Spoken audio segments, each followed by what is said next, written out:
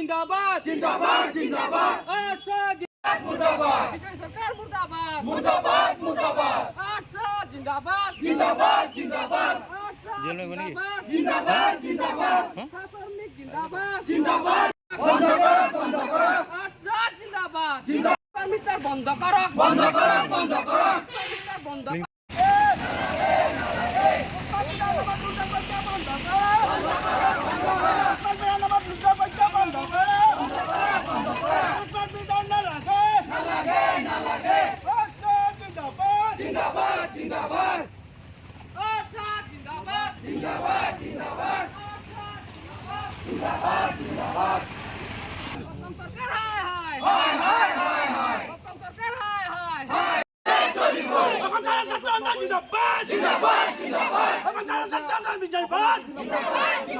সাধাৰণ চাহ শ্ৰমিকৰ এতিয়া বহুত দুৰৱস্থাৰ সময়তে দিছে স্মাৰ্ট মিটাৰৰ পৰা আমাৰ বহুত প্ৰব্লেম হৈছে।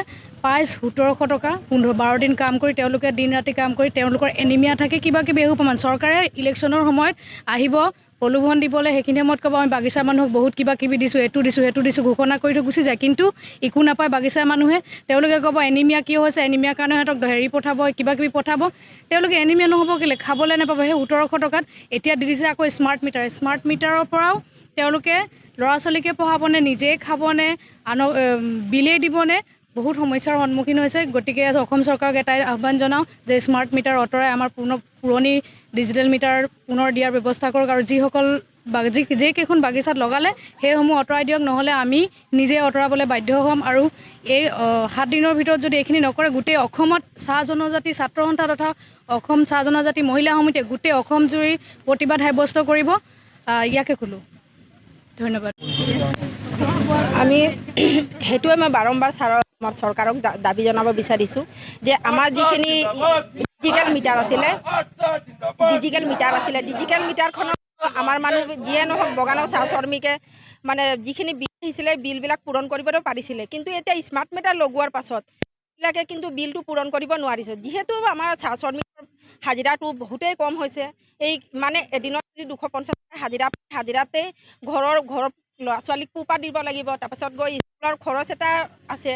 তো সেইটো সময়ত যদি চৰকাৰে যদি আজি স্মাৰ্ট মিটাৰ লগাই দিলে তো আমাৰ মানুহ যে ইমান কম হাজিৰা আমাৰ মানুহ 2000 1400 1900 টকা এইফালে যদিবা সময় এটা সীমা পাৰ হৈ যোৱাৰ লগে লগে 400 টকা এটা ফাইন দিবলগীয়া হ'ব। তো আমাৰ চাহ শ্ৰমিকে সেইখিনি টকা পূৰণ কৰিব পাৰিব, যিহেতু ইমান টকা পইচা মানুহটো চাহ শ্ৰমিকে দিনটো ইমান ৰ'দে বৰষুণে কাম কৰে সিহঁতি, আৰু কাম কৰি কিনেও সিহঁতৰ দৰমহাটো কম।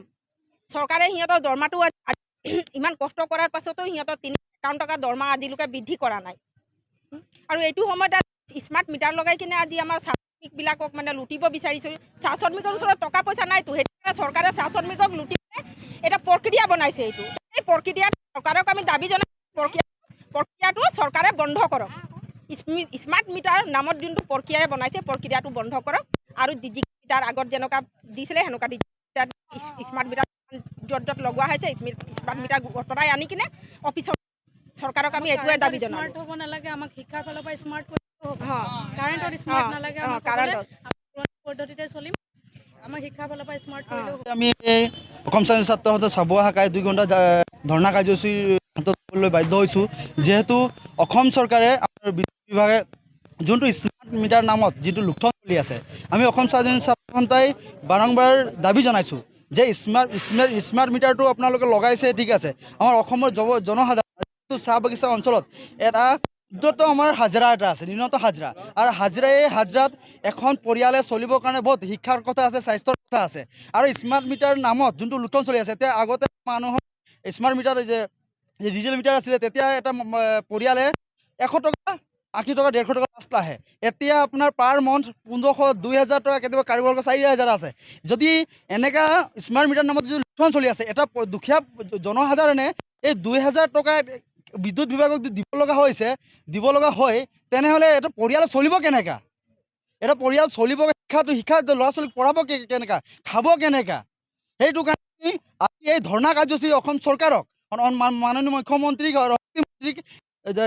জনাই দিব বিচাৰিছোঁ যে আপোনালোকে যিহেতু বাগিচা অঞ্চলৰ ক্ষুদ্ৰ চাহ জনতাক স্মাৰ্ট মিটাৰ এইটো অতি শীঘ্ৰে বন্ধ কৰক আৰু যি যি চাহ বাগিচা অঞ্চলত এতিয়া স্মাৰ্ট মিটাৰ লগা হৈ গ'ল এইকেইটা আপোনালোকে উঠাই লৈ নিজৰ অফিচত থওক আৰু আগত যেনেকৈ প্ৰক্ৰিয়া চলি আছিলে এই প্ৰক্ৰিয়া লওক যদি আপোনালোকে স্মাৰ্ট মিটাৰ যদি বন্ধ কৰিব যে বন্ধ নকৰে আজিৰ পৰা আমি 6 দিন তাহাঁতক সময়সীমা দিছোঁ আৰু নেক্সট পৰ্যায়তে আমি যি কাৰ্যসূচী হাতত ল'ম খালি জংগী আন্দোলন হাতত কাৰ্যসূচী ল'ম আৰু তাৰ সম্পূৰ্ণ জগৰীয়া খালি বিদ্যুৎ বিভাগে ল'ব লাগিব।